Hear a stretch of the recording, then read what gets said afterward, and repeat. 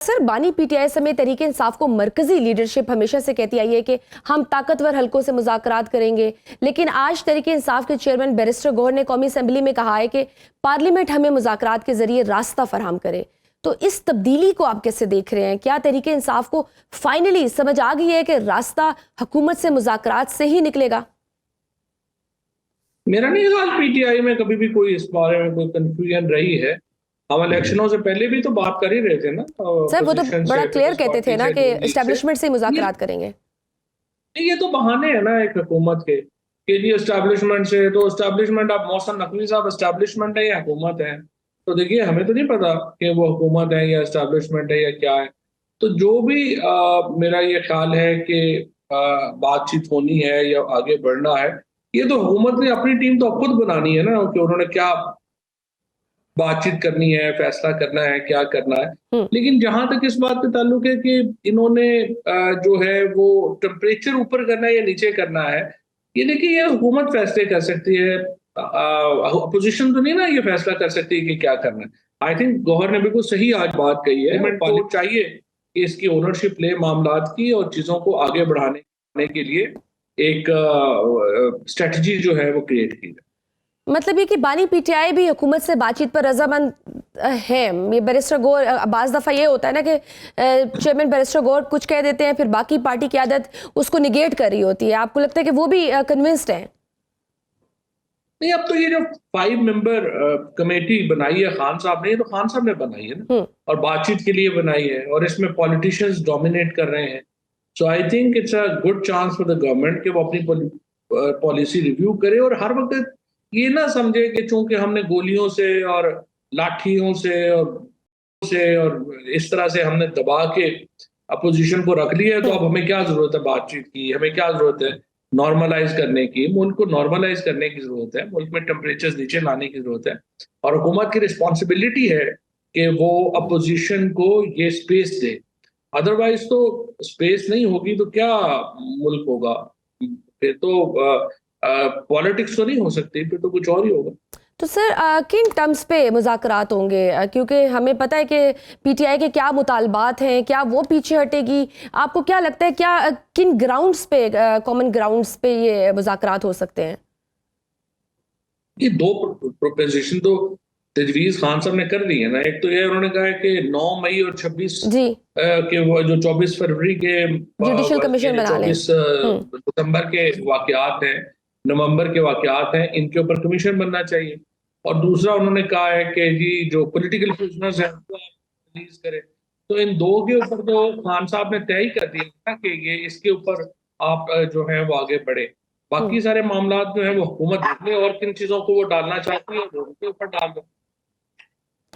तो सर, आपको लगता है कि फिर ये जो एक तरफ सिविल नाफरमानी और ओवरसीज पाकिस्तानियों को कहना कि रेमिटेंसेस ना भेजें, फिर से सड़कों पर आने की बात करना, फिर दूसरी तरफ मुज़ाकरात के लिए हामी भरना, तो अगर माहौल साजगार हो रहा है तो क्या तहरीक इंसाफ को इस तरह के बयानात से गुरेज नहीं करना चाहिए? देखिए, अपोजिशन तो बोलेगी ना। आपने अपोजिशन, सारी अपोजिशन जेलों में डाली हुई है। जो सारे ही कॉन्फ्लिक्ट रेजोल्यूशन के प्रोसेसेस हैं हुकूमत ने तबाह कर दिए हैं। इलेक्शन में पीटीआई जीती, आपने 9 तारीख को रिजल्ट बदल दिए। जो जज जो है वो इंसाफ देना चाहता है, आप उसके खानदान को जो है वो हरासा करते हैं। अब उसके बाद जो कॉन्फ्लिक्ट रेजोल्यूशन की चूंकि सारी चीजें आपने तबाह कर दी हैं, तो प्रोटेस्ट के अलावा, बात करने के अलावा और क्या है अपोजिशन के पास? मेरा नहीं ख्याल इसमें अपोजिशन को ब्लेम किया जा सकता है। ये तो हुकूमत ने की जिम्मेदारी है कि वो टेम्परेचर नीचे लेके आए ताकि बातचीत आगे बढ़े। फवाद साहब, पीपल्स पार्टी और तहरीक इंसाफ के कोई राब्ते हुए हैं? क्योंकि दोनों जमातों में एक सोच तो पाई जाती है कि अगर तहरीक इंसाफ और पीपल्स पार्टी साथ हो तो एक सियासी दर्जा हरारत कम हो सकता है।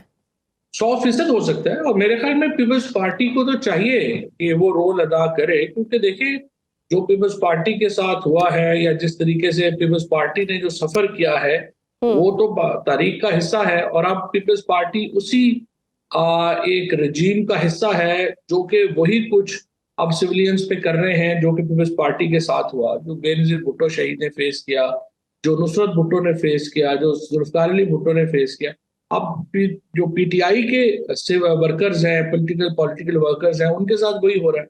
तो उनका काम है कि वो खड़े हों और एक स्टैंड ने बिलावल भुट्टो को चाहिए कि अपनी वालदा की पॉलिटिक्स की इतनी बेहुरमती तो ना करें कि वो इस जुल्म में शामिल हैं और हर काम इस वक्त जो हुआ है वो पीपल्स पार्टी की मर्जी और मंशा से हुआ है, जो मैं समझता हूँ इससे बड़ी मुनाफिकत और नेगेशन हो नहीं सकती बिल्कुल, जिस तरह माजी में वो कितने बड़े जो फैक्टरी बिलावल रहे हैं। भुट्टो ने हाँ। और जरदारी साहब ने की।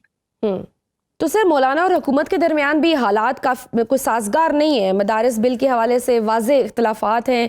क्या मौलाना हुकूमत को आने वाले दिनों में टफ टाइम दे सकते हैं? बज़ाहिर तो हुकूमत कोई प्रेशर में नहीं आ रही, ऐसा महसूस हो रहा है। या फिर ये दूसरी स्ट्रेटजी है कि अगर पीटीआई भी अगर इस टाइम का फ़ायदा उठाए और मौलाना साहब को भी अपने साथ मिलाए?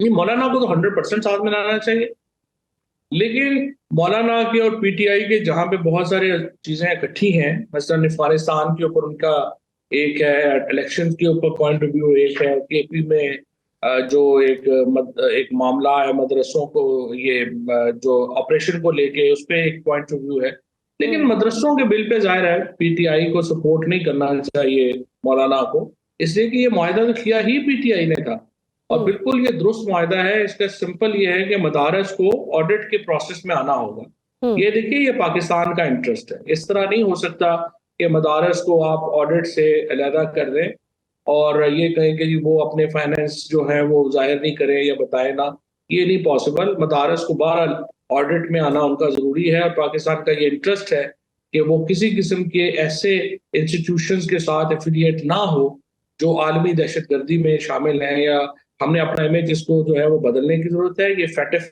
की भी शर्त है, आईएमएफ की भी कंडीशनैलिटी है और जाहिर है पीटीआई एक रिस्पॉन्सिबल पार्टी होने की हैसियत से ऐसे इकदाम के साथ तो नहीं जा सकती कि जिसमें पाकिस्तान का नुकसान। सर, मौजूदा हुकूमत मुख्तलिफ महाज पे इस टाइम है। एक पीटीआई या मौलाना पीपल्स पार्टी के साथ भी कोई ख़ास नहीं बन रही, फिर वहीं पे कौमी हुकूमत की बातें भी गर्दिश कर रही हैं। आपने भी कॉलम लिखा कि कौमी हुकूमत ही वाहिद हल है। जेयूआई के कामरान मुर्तज़ा भी कहते हैं कि एक ऐसी हुकूमत आए जो बग़ैर किसी तनाज़े के इलेक्शन की राह हमवार करे। तो आने वाले दिनों में कोई पॉसिबिलिटी नज़र आ रही है आपकी? क्योंकि मैं देखा फैसल वाडा साहब भी ऐसे ही को मिलती जुलती बातें कर रहे थे। देखिए, मेरी नज़र में सबसे इम्पोर्टेंट तो ये है कि ये तजवीज़ नवाज शरीफ लेके आगे बढ़े, अच्छा। क्योंकि इस वक्त मसला ये आ रहा है कि पॉलिटिकल टेम्परेचर इतना हाई है कि उसके अंदर कोई इलेक्शंस होना और इलेक्शन के प्रोसेस का होना कोई पाकिस्तान में इस वक्त उस तरह से रिजल्ट नहीं दे पाएगा। लिहाजा सबसे पहले तो जरूरत है कि टेम्परेचर जो है वो नीचे है। अब टेम्परेचर नीचे लाने के लिए बड़ा अहम है कि एक ऐसी हुकूमत बनाई जाए जिसको इमरान खान, नवाज शरीफ और जो आपकी है जो पीपल्स पीपल्स पार्टी है पार्टी। उसकी एक सपोर्ट जो है वो हासिल। अगर इनको ये सपोर्ट हासिल नहीं होगी तो फिर उसके नतीजे में एक जो पाकिस्तान का जो तलखियां हैं वो बढ़ती जाएगी।